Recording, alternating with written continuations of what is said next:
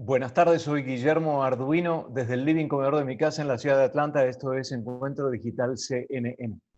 Seguimos las vacunas de cerca. Son 155, ¿no?, las que atraviesan distintas instancias de investigación. Pero sabrán que esta semana Vladimir Putin anunció que ellos, vamos a ver si es un problema de traducción o no, ya tienen la vacuna.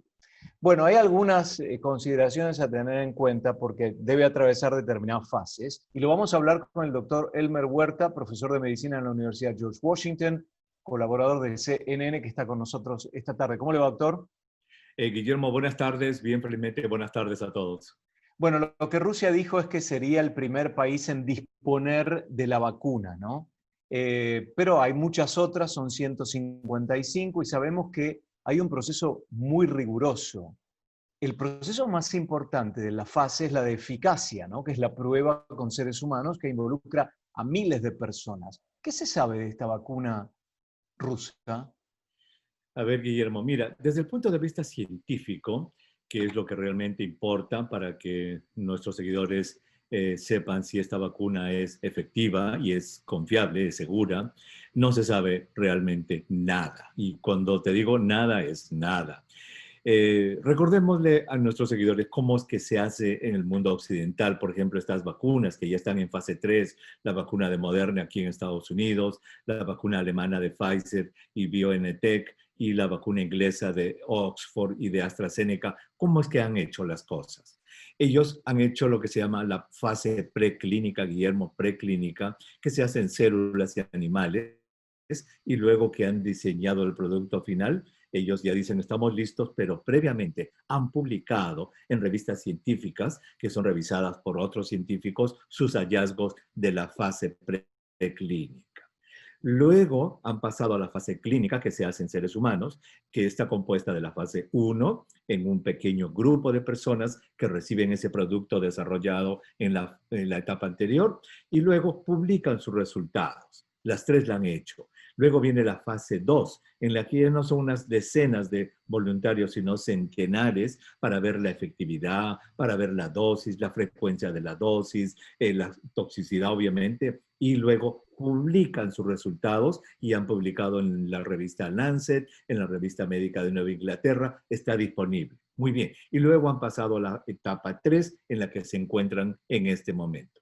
¿Qué es la de eficacia? Sí, Ok. eficacia, toxicidad, dosis, la cantidad de vacunas, todo eso es en la fase 2 y todo eso está publicado y quien quiera puede entrar al internet y verlo. Con esta vacuna rusa, Guillermo, no hay publicaciones científicas de fase 1, de fase 2, de fase preclínica, no existen. Y cuando se le preguntan a los que dirigen este tipo de cosas, ¿dónde están los datos? Dicen, los tenemos nosotros, pero los van a poner. Sí, los vamos a poner en algún momento del mes de septiembre. Mientras tanto, ya lo que hicieron ayer en esta conferencia de prensa fue anunciar al mundo. Y acá hay un hecho que me parece que es importantísimo, Guillermo, y que ayer en la noche en CNN, en el programa de Anderson Cooper, entrevistaron a un señor que se apellida Dmitriev, que es el CEO de este fondo de inversión pública de Rusia, que es junto al Instituto Gamalaya los que han desarrollado esta vacuna. Cuando lo presionaron y le preguntaron, le dijeron, pero ¿cómo es posible que ustedes estén ya diciendo que una vacuna está disponible para amplio uso si todavía no han ni siquiera empezado la fase 3? Luego de un titubeo, este señor Dmitriev dijo y aceptó diciendo, bueno, lo que pasa es que en Rusia, como tenemos esta ley de pandemias, nos permite aprobar un medicamento mientras se está estudiando. Entonces ahí queda resuelto el misterio. Para poner Ahora, una comparación, Guillermo, es como si el mes pasado, que hablamos acá contigo en el programa, de que Moderna ya había concluido la fase 2 y que iba a empezar la fase 3, es que Moderna le hubiera pedido a la FDA, señores de la FDA, déjenme registrar mi vacuna que ya está lista para el consumo humano. La FDA le hubiera dicho a Guillermo, ¿saben qué, señores de Moderna?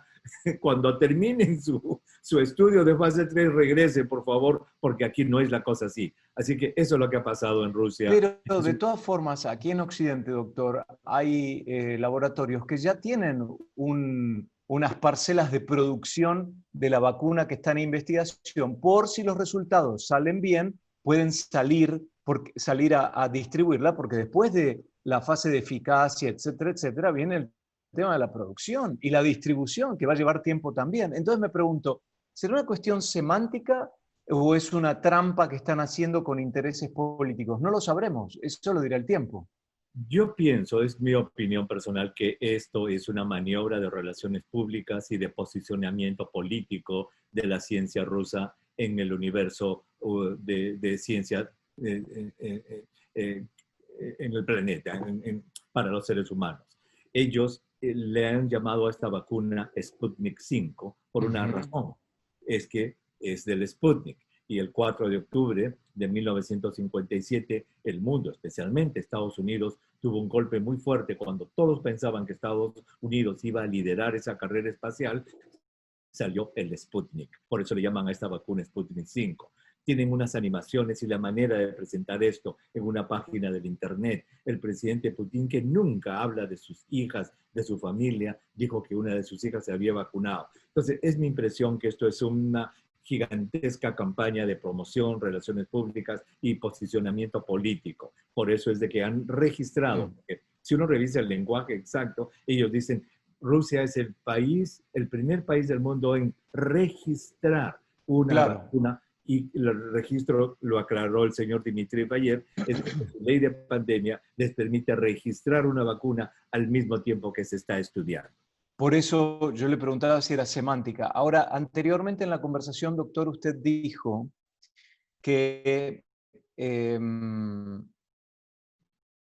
la confirmación del proceso de investigación está siendo, o la aprobación, ¿está dada por quién? ¿Por científicos pares de los que investigan la vacuna? ¿Quién es la autoridad que dice, bueno, voy a revisar lo que vos estás diciendo para ver si es cierto? ¿Quiénes son esas personas? Muy bien, es doble filtro. El primer filtro es que cuando se hace la publicación de fase 1 o fase 2, que ya la han hecho los laboratorios norteamericanos y europeos, para que se publique en la revista científica, eso ha tenido que pasar por el filtro de pares, que son científicos de la misma especialidad que revisan todos los datos que se mandan y ellos dicen, está bien que se publique. Ese es un filtro, el más importante. Y luego ya está el filtro de la comunidad científica general, porque todos, hay, como dijiste, hay más de 150 compañías, todos esos entran a leer los artículos y es increíble, los desmenuzan línea por línea y dicen, pero este cultivo celular, ¿por qué usaron esto? ¿Por qué no lo otro? Y entonces es lindo esto, Guillermo, porque en las revistas estos científicos empiezan a mandar cartas y dicen, con referencia al artículo que ustedes publicaron, ese es el segundo filtro. De tal manera que eso es lo que estamos careciendo de esta vacuna rusa. No hay absolutamente ningún documento científico que lo avale. Todo está en el Internet. El proceso es más o menos como cuando hay un alumno de un doctorado que defiende su tesis frente a un tribunal y a un público, ¿no? Yo tuve la oportunidad en Trieste, creo que fue en el año 2005, 2007, de ir al Instituto Tecnológico de Física Cuántica, de Física Teórica, y estaban los físicos defendiendo sus tesis. Era impresionante ver el ataque, porque era un ataque el que le hacían los propios científicos desde el estrado, no era el tribunal, eran los asistentes, cuestionándoles el proceso de confirmación de la tesis que ellos estaban presentando. Y realmente me di cuenta que es de una competencia y a un nivel académico tan elevado y tan agresivo que realmente hay que tener la teoría y la práctica bien armada para poder defender las preguntas de esta gente que critica la posición de ese documento. Me parece que es más o menos lo mismo, ¿no? Me alegra que Doctor, menciones esa experiencia porque eso es lo que sucede aquí. Esas cartas, esas críticas son las que fortalecen el estudio y ha sucedido raramente, felizmente, que la revista tiene que retirar la publicación, como lo vimos con el estudio de la hidroxicloroquina, porque no soporta, digamos, esos ataques y al final se dicen, caramba, qué lástima, no debimos publicar esto. claro, por eso siempre insistimos que hay que escuchar a los científicos cuando hablan del tema de la vacuna, de las enfermedades, de los posibles medicamentos frente a esta pandemia y no a los políticos. ¿Qué es Putin? Político. Está claro. Doctor, ¿qué pasa con aquella persona que tiene ganas de realmente decir, bueno, a ver si esto nos salva, porque esta situación es insostenible? Y dice, bueno, yo no tengo ningún problema. Yo me la voy a dar si la vacuna rusa se pone a disposición, porque total, ¿qué mal me puede hacer? ¿Está equivocada esa persona o no? Podría estar equivocada, porque en el año 1979 aquí en Estados Unidos hubo una epidemia de lo que se llamaba la gripe porcina, flu en esa época. Y hubo un problema con la elaboración de la vacuna y hubo muchos casos de intoxicación, de serios efectos secundarios y hasta muertes. Entonces, cuando una vacuna no está bien probada, no está bien estudiada, pueden ocurrir problemas. Y se dice que ese episodio que ocurrió en 1979 es el que hasta ahora es un fantasma, que hace que mucha gente incluso no se quiera vacunar contra la gripe en este país. Entonces, si una vacuna no está bien estudiada, no se ha averiguado bien su dosis exacta, los efectos secundarios que pueda tener, uno está arriesgándose a tener problemas que no han sido estudiados, Guillermo. Lo otro que le quería preguntar, y estoy buscando el resumen que manda Ben Tinker, que es el productor de Sanjay Gupta diariamente. No sé si usted recibe ese email que se llama Top Health Stories, y después tiene otro que manda al correo interno nuestro que se llama State of Play. Coronavirus Treatments, Vaccines, Antibody Testing. Día a día listan cómo va avanzando cada uno, cuál es la actualización de todo lo que vienen controlando desde la Oficina de Salud de CNN en inglés. Y es realmente interesante.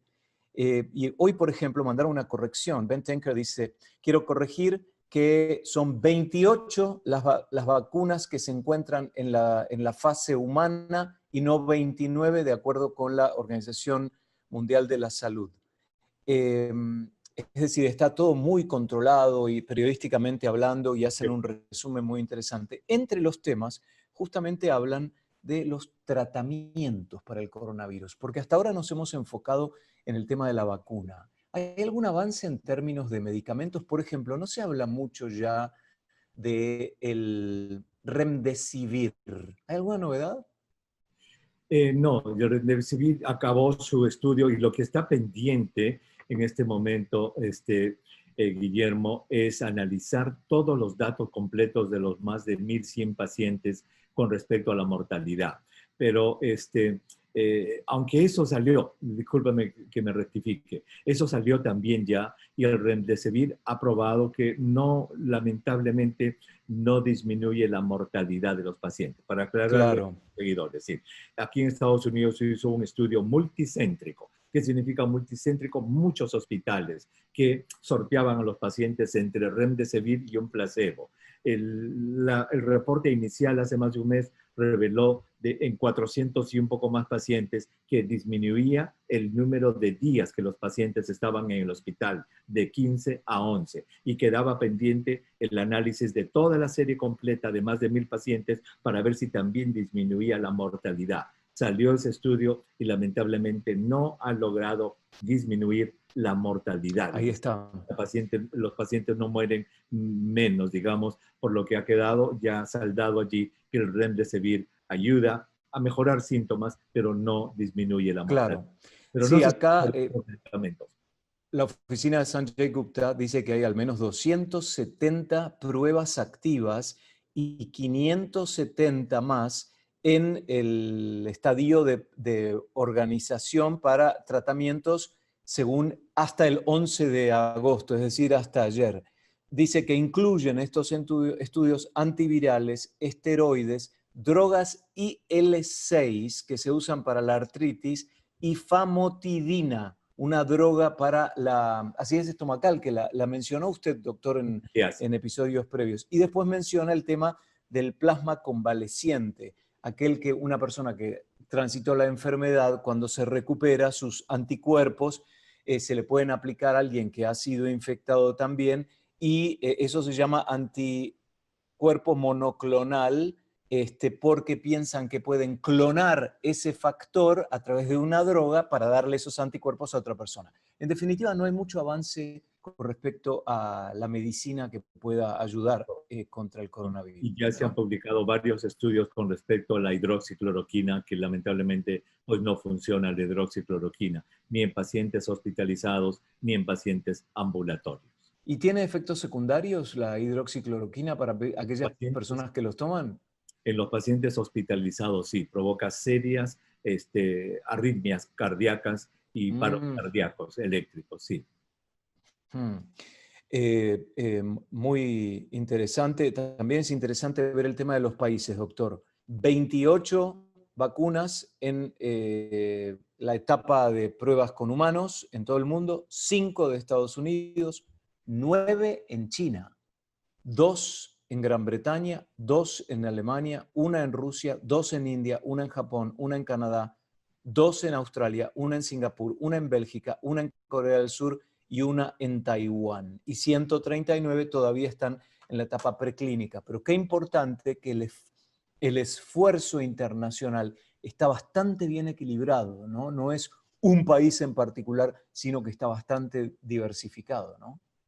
Efectivamente. Y mira, poco se sabe en realidad de los estudios de fase 3 chinos. No vaya a ser que ellos den una sorpresa, ya desarrollando más rápido, porque ellos han empezado un poco más temprano. Pero ese tipo de gobierno no dan esa Claro. información ni hacen las maniobras tan de relaciones públicas como los rusos, de tal modo que lo único que nos queda es esperar y ver y leer en revistas científicas y esperar los reportes científicos de lo que están haciendo aquí. Evidentemente con Sputnik 5 lo que probablemente va a pasar es que aquellos países que tienen un vínculo filosófico y político mucho más afín a Rusia sean los que digan, nosotros tenemos la prioridad, ¿no? Vamos a los ejes de siempre, según el tinte de gobierno. Venezuela, Nicaragua, Cuba, Argentina, China, bueno, China tiene su propia producción, pero digamos, ese perfil político puede empezar a jugar. Por eso nuevamente insistimos, escuchen a los científicos y no a los políticos. Doctor, ¿qué le parece el hecho de que ha subido tanto el número de contagios en niños? Y hace 5 meses decíamos que misteriosamente los niños no se veían afectados por el COVID-19. Sí, mira, esto es muy interesante y tiene una explicación hasta cierto punto epidemiológica. Cuando empezó todo esto, todo este problema, toda esta pandemia, Guillermo, era el mes de enero, y lo que se veía y lo que se hablaba y lo que realmente era lo único que se podía escuchar era neumonía, neumonía, neumonía, respirador, respirador, respirador, hasta el punto que a esta enfermedad se le llamó la neumonía de Wuhan. ¿Y eso por qué? Porque Ajá. el grueso de los contagios eran en adultos mayores, las complicaciones, y eso era lo que se tenía. Eso fue en enero. Ya en febrero, marzo, empezó Europa, y allí ya la epidemia cambió un poco. Ahí empezó a descubrirse el carácter inflamatorio de la enfermedad, lo que son los coágulos, empezó a descubrirse la reacción multisistémica de este virus que puede atacar diversos órganos, y se empezó a ver ya otro tipo de patología. Y ya estamos en el mes de mayo y junio, y ahí aparecieron los primeros reportes de estas graves enfermedades en niños, lo que se llama la reacción multiinflamatoria sistémica de niños, en la cual era raro, pero ya empezó a hablarse de niños. ¿Y por qué no se hablaba de niños? Porque los niños se infectan, pero al no mostrar síntomas, no llegaban a los hospitales y no se les estudiaba. Es recién en los últimos meses, un par de meses, y el mes último aquí en Estados Unidos, es que al tratar de abrir las escuelas, la comunidad científica se ha focalizado en el rol que pueden tener los niños en la infección, en infectarse ellos mismos y de transmitir la enfermedad.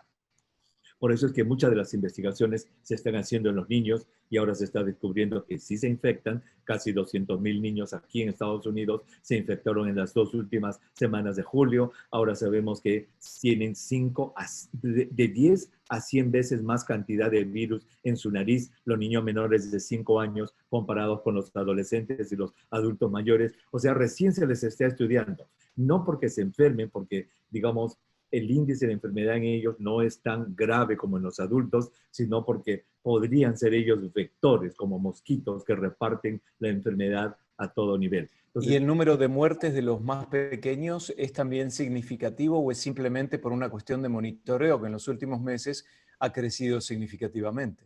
exacto, mueren mucho menos, los Claro. niñitos mueren mucho menos, pero igual lo que se ha estudiado es de que ellos se pueden complicar y un estudio reveló que 4.5% de los niños que desarrollan enfermedad y son hospitalizados, el 4.5% de ellos llegan a la unidad de cuidados intensivos. También hemos notado en las noticias, ¿no? Últimamente cómo eh, esta actitud de la gente más joven de salir y de no protegerse, de no respetar el distanciamiento físico, de ir a discotecas, bares, que yo lo vi personalmente desde el auto, acá en esta ciudad, Ujú. se le apunta a esa práctica social como irresponsable y a la vez responsable por la propagación del virus. Y no se observa un cambio, doctor, no se observa un cambio de actitud. Parece que acá ya estamos directamente en los que descreen y los que creen. Y bueno, si no me tocó, después cuando les toque van a salir y van a decir, tengan mucho cuidado, yo era de los que descreía, etc. Ante la duda, yo trato de cumplir con el distanciamiento físico Y que lamentablemente sabemos. eso es cierto en muchos países de América Latina. También los jóvenes se sienten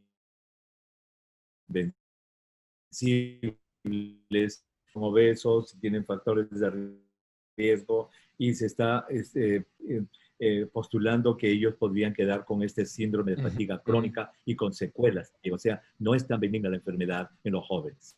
Y pensando sobre todo a largo plazo, ¿no? Con este tipo de circunstancias que usted dice, daños que no sabemos si van a quedar o no, porque en verdad no lo sabemos todavía, pero todo parece indicar que sí. Em, la actitud de los adultos mayores es un factor constante o probablemente podemos seguir apuntando a esos jóvenes como los responsables, porque los jóvenes pueden llevar a casa, es decir, si yo tengo mucho cuidado, pero mis hijos no respetan esas prácticas sociales y vienen a mi casa y traen el virus a mi casa, estaría yo en riesgo también. Obviamente, exacto. Y ese es el rol principal que se está discutiendo en su verdadero, digamos, peso. ¿Cuál es el peso del contagio de los jóvenes y los niños al llevar a la casa? Y ahora eso se está estudiando mucho en América Latina. Por ejemplo, en Perú, el CDC del Perú ha demostrado que las reuniones familiares, Guillermo, son la causa número uno de contagio y por la cual en el Perú, después que han levantado la cuarentena obligatoria que tenían, se han disparado las infecciones. Es más, mira, hoy día que estamos en este programa en vivo, hoy día 12 de agosto, el gobierno del Perú acaba de decretar que los domingos van a ser de cuarentena obligatoria nacional Claro. y ha pedido que ha prohibido las reuniones sociales y familiares los domingos por este tipo de cosas. Claro. Bueno, cerremos con esto, doctor, porque estaba pensando, eh,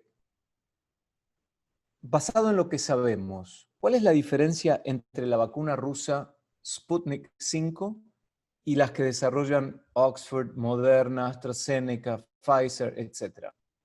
A ver, la vacuna de Moderna de Estados Unidos y la vacuna alemana de Pfizer BioNTech son similares. Usan un pedazo de un código genético del virus que se llama mRNA, ARN mensajero, que es como el manual de instrucciones para fabricar la espiga del virus, y ese manual de instrucciones, ese gene, ese ARN mensajero, es el que se inyecta como vacuna. Tu cuerpo tus glóbulos blancos, al recibir ese gen, piensan de que se va a fabricar la espiga y fabrican defensas. O sea, la de Estados Unidos y la de Alemania usan el mismo principio. La de Inglaterra, la de Oxford, usa un virus que causa resfríos en chimpancés, la cual ha sido modificada para que se lleve la espiga del nuevo coronavirus y causa la vacuna.